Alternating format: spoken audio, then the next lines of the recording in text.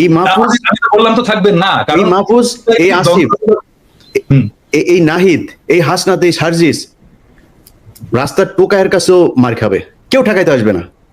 কি মনে করে মাহফুজ, মনে করে কি ও নাকি 5 কোটির নিচে নাকি ও কোনো ওর সাথে কোনো ডিলিংস 5 কোটির নিচে নাকি করা যায় না।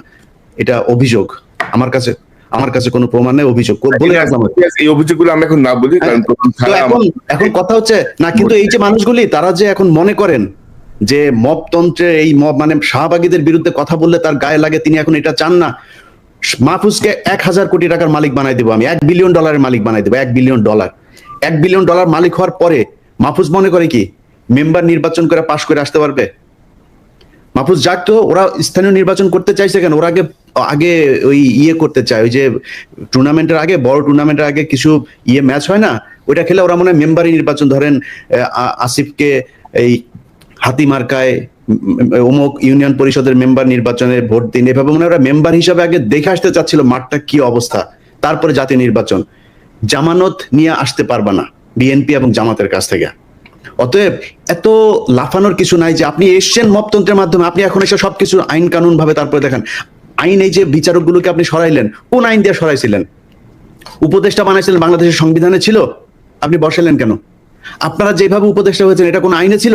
এখন বিডিআর এর মামলার সময় আপনি আইন দেখান, এখন উদিচির মামলার সময় আপনি আইন দেখান, 21 আগস্টের মামলার সময় আপনি আইন দেখান, ওই ফেনীতে যেই বনোজ কুমার আর ব্যারিস্টার সুমনরা যেটা করে গিয়েছে সেই 16 জন মানুষ এখন পর্যন্ত তারা কেন কন্ডেম সেলে আছে?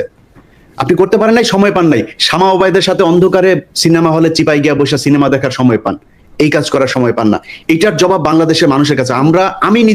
আমি বলেছি যে 5 বছর, 10 বছর, 20 বছর, যত বছর প্রয়োজন হয় থাকুক তারা। আমরা তো বিএনপির কাছ থেকে বেশি সুবিধা নিতে পারতাম, তাই না? আমরা সেটা করিনি, আমরা বলেছি এরা থাকুক। বরং বিএনপি অনেক ক্ষেত্রে এই বাংলাদেশের সবচেয়ে, এই যে 3 জন লোক এখন বসে কথা বলছে এখানে, এই 2-3টা লোক এখন বিএনপির সবচেয়ে বড় শত্রু। কার জন্য হয়েছে? আমরা বাংলাদেশের মানুষের জন্য, এই ছাত্রদের জন্য। তারা গোনাই ধরে না, মনে হয়েছে যে এইভাবে এসে তারপরে কয়েক বিলিয়ন টাকা কামায় তারপরে মনে হয় তারা বাংলাদেশে আবার ক্ষমতায় আসবে। এত সহজ? আপনার মতো এরকম কয়েক বিলিয়ন ডলারের মালিক বাংলাদেশে বিএনপির অনেক নেতা আছে, নাম ধরে বলতে পারি, তারা আওয়ামী লীগের সময়ই কামাইতো। আপনি কি মনে করেন নাকি আজকে এই বিতর্কে আর গেলাম না, তারা কামাইতে পারতো, কিন্তু তারা কিন্তু আপনি বাংলাদেশে রাজনীতি করতে পারবেন, আপনার চেয়ে বহু টাকাওয়ালা লোক বসে আছে বাংলাদেশে। আমি একটা জিনিস, সরি ইলিয়াস, আমি ইন্টারাপ্ট করার জন্য, যে জিনিসটা আমি আমার সকালবেলা দেখে খুবই মেজাজ খারাপ হয়েছে। নাসিরউদ্দিন পাটোয়ারি জাতীয় নাগরিক পার্টির একজন খুবই গুরুত্বপূর্ণ নেতা, সে আজকে একটা স্ট্যাটাস দিছে, মানে আমার দেখছেন কেউ দেখছেন এটা স্ট্যাটাস? ইলিয়াস দেখছো? আমি খেয়াল করিনি। সেই স্ট্যাটাসে সে বলতেছে জিয়াউর রহমান লুটেরা। মানে কি ধৃষ্টতা! মানে এই ছেলের তো রাজনীতি করার কোনো অধিকারই নাই, রাইটই নাই, কোনো রাজনীতি করার বিন্দু মাত্র তার পলিটিক্যাল ট্রেনিং নাই। মানে সে জিয়াউর রহমান ক্যারেক্টারকেও বোঝেনি, জিয়াউর রহমানের রাজনীতিকেও বোঝেনি, জিয়াউর রহমানের কন্ট্রিবিউশনকেও বোঝেনি, এবং জিয়াউর রহমান বাংলাদেশের জন্য কি সেটাও বোঝেনি। সে বলে দিল লুটেরা। এত বড় ধৃষ্টতা! আশ্চর্য ব্যাপার।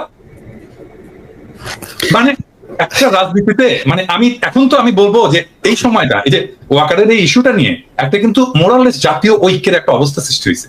কারণ তারপরে বিএনপির মিডিয়া সেলের পোস্টগুলো দেখেন, পোস্টগুলো আমরা যদি দেখি তাহলে দেখবো সে সালাউদ্দিন সাহেবের 5ই ফেব্রুয়ারির একটা মন্তব্য দিচ্ছে যে আমরা আওয়ামী লীগের বিচার চাই, আওয়ামী লীগের বিচারের মাধ্যমে, হ্যাঁ। তারপরে যতগুলো মিডিয়া সেলের পোস্ট সব প্রো পিপল, আমরা যা চাই সেইখানে। আর সেখানে নাসির পাটোয়ারি যে জিয়াউর রহমানকে লুটেরা বল, আরে বেটা কি বলবো, 2 দিনের পোলা। যখন রাজনীতি মানে কি আসলে এটাই বোঝেনি। রাজনীতি মানে তো ফ্রেন্ডশিপ তৈরি করা, বন্ধুত্ব তৈরি করা। তুমি বন্ধু বানাবা, তুমি যতজনকে পারবা বন্ধু বানাবা, তোমার স্ফিয়ার অফ ইনফ্লুয়েন্স বানাবা। এখন আমরা বলবো যে বিএনপি, আমরা যেটা চাই সে জায়গায় বিএনপি আসছে, স্বাগতম, আসেন আমরা একসাথে কাজ করি। এই আওয়ামী লীগকে আপনারাও চান না, আমরাও চান না, আপনি চান বিচার, আমাদের হয়তো সামান্য কিছু আছে, তফাৎ আছে, কিন্তু আসেন আমরা বসে আমরা একসাথে কাজ করি। এবং এই সময়টা আসলে আমাদের তৈরি করা উচিত যে আমরা যতগুলো রাজনৈতিক দল আছে, আমাদের যত মত আছে, অ্যান্টি ফ্যাসিস্ট মত আছে, তাদের একসাথে বসার একটা বাস্তব শর্ত তৈরি হয়েছে। আসেন আমরা একসাথে বসি, ডায়ালগ করি, আওয়ামী লীগ প্রশ্নে আমরা একসাথে একটা সিদ্ধান্ত নিই। এবং আমার মনে হয় আমরা বাকি সবাই ইনক্লুডিং বিএনপি আওয়ামী লীগ নিয়ে এখন একটা সিদ্ধান্ত নেওয়ার মতো অবস্থায় আমরা চলে আসছি, এবং দ্যাটস ওয়ান্ডারফুল। আজকে দেখেন 27 নম্বরে হয়েছে, এই যে আওয়ামী লীগ মিছিল করছে, এই ইয়ে করে, হ্যাঁ ঠেকাইছে কারা জানেন? ছাত্র দলের ছেলেরা থেকে। আমার তো ছাত্র দলের ছেলেদের এখন স্যালুট দিয়ে বলতে হচ্ছে যে ভাই বাবা বুকে আয়, হ্যাঁ এইটাই তো চাই, আমরা তো এই ছাত্র দল চাই, আমরা তো এই বিএনপি চাই, হ্যাঁ। সো এখন তৈরি হয়েছে একটা অভূতপূর্ব একটা জাতীয় ঐক্যের প্রেক্ষাপট, যেই জাতীয় ঐক্যের উপরে দাঁড়ায় আমরা পরবর্তী জায়গায় যাইতে পারি। আর নাসিরউদ্দিন পাটোয়ারি এখানে বলে দিল, আমার মনে হয় নাসিরউদ্দিন পাটোয়ারির শুধু, আমি জানি না কি অবস্থা, ওর ক্ষমা চাওয়া উচিত, জাতির কাছে ক্ষমা চাওয়া উচিত জিয়াউর রহমান সম্পর্কে দৃশ্যতাপূর্ণ মন্তব্য করার জন্য। এবং আমি এটা খুবই পার্সোনালি নিছি, ইউ অল নো যে আমি ব্যক্তিগতভাবে, শুধু পলিটিক্যালি না, ব্যক্তিগতভাবেও আমি জিয়াউর রহমান চরিত্রটাকে অ্যাজ পলিটিক্যাল লিডার, বাংলাদেশের একজন আইকন হিসেবে আমি কতটুকু রেসপেক্ট করি। এবং এই জায়গায় আমি জানি না নতুন জেনারেশনের কথা, আমাদের জেনারেশন থেকে কোনোদিন মেনে নেবে না, কোনোদিন না, নেভার এভার। এইটা যদি ছাত্ররা না জানে, নতুন দলের লোকেরা যদি না জানে, তাহলে রাজনীতি না করাই ভালো। না দাদা, ওই যে ছাত্র উপদেষ্টা বা ছাত্র যারা দলের নেতৃত্বে আছে, তাদের যে বডি ল্যাঙ্গুয়েজ বা তাদের যে হাবভাব আর কি, এটা ঠিক মনে হয় না যারা বিপ্লব করে আসছে আর কি, মনে হয় যেন একটা ওই এলিট পলিটিক্যাল পার্টি। মনোজ ভাই, আপনি দেখেন শুরুর দিকে আমরা যখন আসিফ নজরুলের ব্যাপারে কথা বললাম, আমি আসিফ নজরুলের ব্যাপারে কথা বলার পরে এই আসিফ সবার আগে এসে আসিফ নজরুলের পাশে দাঁড়াইলো, কিচ্ছু বলি নাই, হজম করেছে। আজকে আপনি আপনার বইতে লিখেছেন ক্যান্টনমেন্টে আপনি জানেন হাসনাত গিয়েছে, হাসনাত বলেছে না যায় নাই সে, আপনি গিয়েছেন। এখন আমরা কোনটা, ক্যান্টনমেন্টে কিছু একটা ঘটেছিল, আমি বলেছিলাম যে ডক্টর ইউনূসকে প্রধান উপদেষ্টা বানাইতে চায়নি, আসিফ নজরুলকে বানাইতে চাইছিল। এখন তো আপনারা স্বীকার করছেন, এতদিন স্বীকার করেন নাই কেন? এতদিন স্বীকার করা উচিত ছিল। তাইলে তো আসিফ নজরুল, আসিফ আজকে যায় মানুষের কাছে যায় বলে যে সে তার আসিফ নজরুলের সাথে তার সম্পর্ক ভালো নাই, ইলিয়াস ভাই কেন আমার পেছনে লাগলো। আরে ভাই, আপনার সাথে ভালো সম্পর্ক না আমি কেমনে বুঝবো?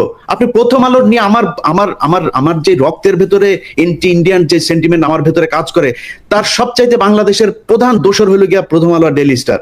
আপনি সেই প্রথম আলোর কাছে যায় তারপরে আপনার বই ইয়ে করেন, আপনি আর জায়গা পান নাই কোথাও। আপনার পক্ষে কথা বলবো কেমনে? আমরা তো বলতে চাই, একটা দল দরকার ছিল যারা কিনা রাজনৈতিক শক্তির বাইরে গিয়া বাংলাদেশটাকে একটা সুন্দর জায়গায় নিয়ে যাবে। এই জন্য মানুষ জীবন দিয়েছিল, মানুষ আপনাদেরকে ব্ল্যাঙ্ক সাপোর্ট দিয়েছিল যে যা মনে চায় করেন, যত বছর প্রয়োজন হয় করেন। আপনারা তো এই ডক্টর মোহাম্মদ ইউনূসকেই রাখতে চান নাই, তার মানে আসিফ নজরুলকে রাখতে চেয়েছিলেন। কে চেয়েছিল, কেন চেয়েছিল? তারা কি এখনো আছে আসিফ নজরুলের সাথে? তাহলে থাকলে তারা কারা? ক্যান্টনমেন্টের সেই অংশটাকে আমাদের সামনে তুলে ধরতে হবে। ক্যান্টনমেন্টের সেদিন সেটা খুঁজে বার করা খুব জরুরি।